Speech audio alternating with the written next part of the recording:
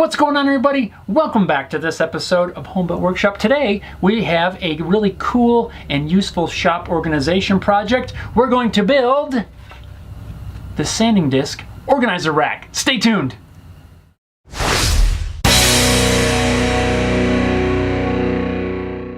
I'm pretty sure I can speak for you guys as well as myself, but I spend a lot of time sanding projects, and a lot of that time is spent getting sanding discs, changing out sanding discs. We all have lots of different grits, and the little clamshell kind of packaging that these things come in is kind of a pain in the neck, and if you have to always open it up, I don't know how many times I've spilled these things on the floor trying to wrestle with the packaging, and it's time to do a little bit of organization for sanding discs. First off, I'm going to trim a leftover piece of lacewood down on the table saw to the length that I need. And now I'm going to spend a fair amount of time doing a bunch of layout. Now if you build a project like this, you can make this any size you want. For my particular application, I want this to hold 4 different grits of sanding discs.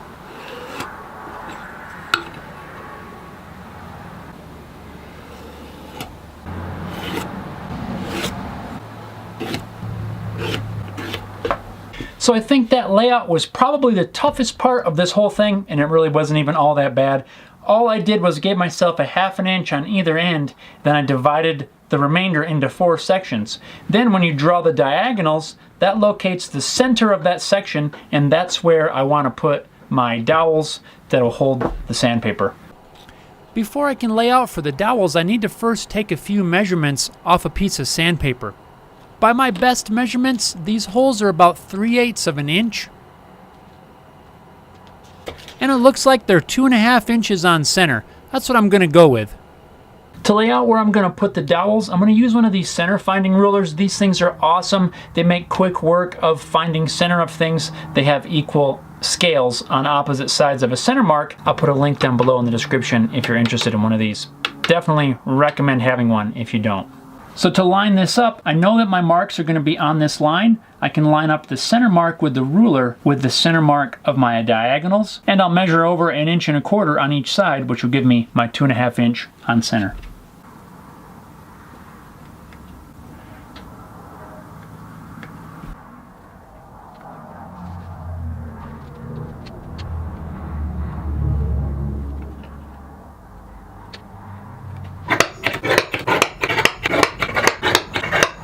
Let's take this splintery thing over to the drill press and drill this out.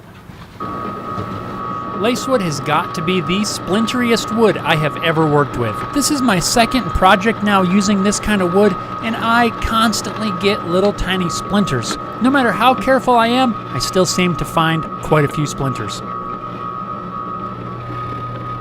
I'm drilling 3/8 holes, which will accommodate my 3/8 inch dowels. With these holes drilled, now I want to kind of just round over this edge. Looked around the shop, tried to find something that was round and large enough. I found this guitar neck rest. You want to see how I made these? I'm going to put a link to an older video down below in the video description. This will be a project I'm probably going to be revisiting at some point.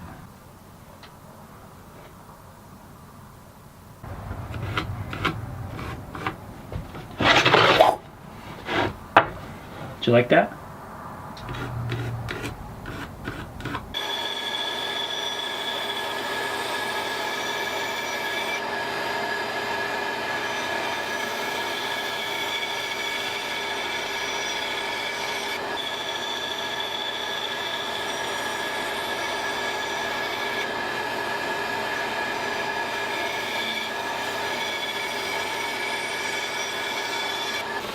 After cutting that curve on the bandsaw, I'll just sand this thing to the line. You can use any sort of sander that you have available. For me, I'm going to use my belt grinder.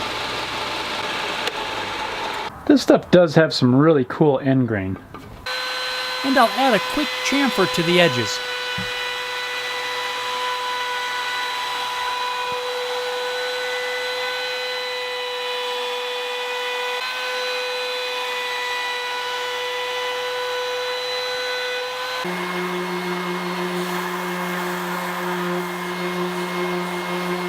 If you guys are wondering why I'm wearing all this stuff just to sand this down, you don't want to breathe this dust. It smells really bad. I'm sure it is not good for you, so be safe.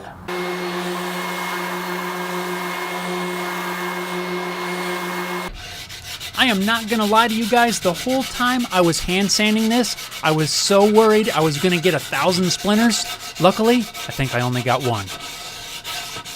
Now at this point, I could cut some dowels, glue them in, put a coat of finish on there, and bam, this thing would be done. But I want to increase my options for mounting as I don't have a lot of room around here. I want to keep this thing versatile.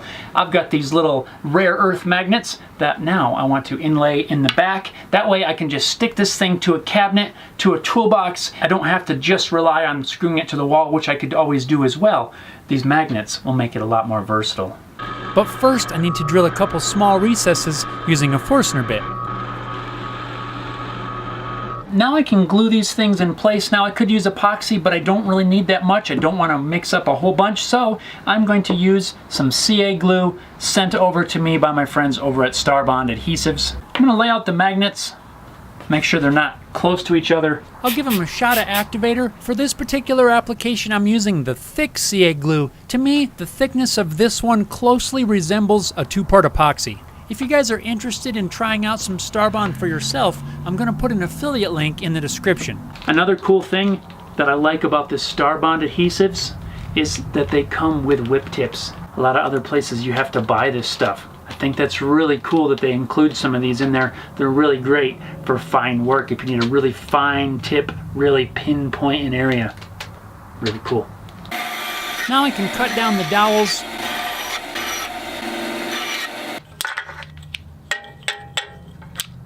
I'll bevel the edges quickly on the belt grinder before gluing them all into place.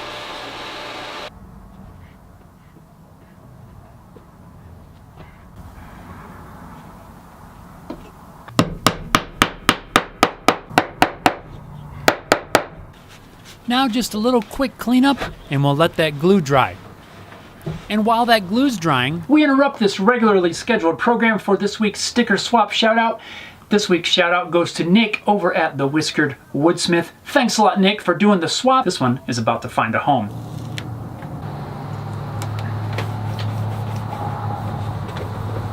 If you guys would like more information or would like to do a sticker swap, there is an address you can send your stickers to, and I will send you mine as well. Make sure you include a very legible return address or shoot me a message. Either way, whatever works for you, information down below. and now for the finish, just a couple of coats of wipe-on polyurethane. Quick and simple.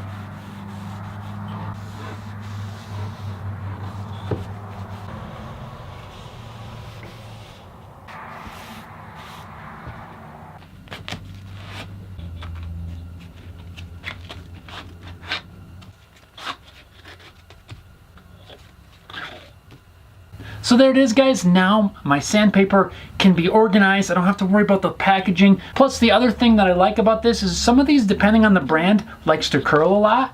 I'm hoping that by having them on these dowels will help keep them flat. We'll see how that works out, but I really like this. You could hang this on the wall this way. You could hang it on this way. Plus, having the magnets on the back is going to allow me to hang this pretty much anywhere. In fact, let's see how this works. Just for fun, look at that. Is that cool or what? Let me know down in the comments below what you thought of this project. Thanks a lot for watching, guys. I hope you enjoyed it. If you did, hit that thumbs up button. Don't forget to subscribe to the channel. Hit that notification bell so you get notifications when I release new project videos. Thanks a lot for watching, guys. We'll see you next time.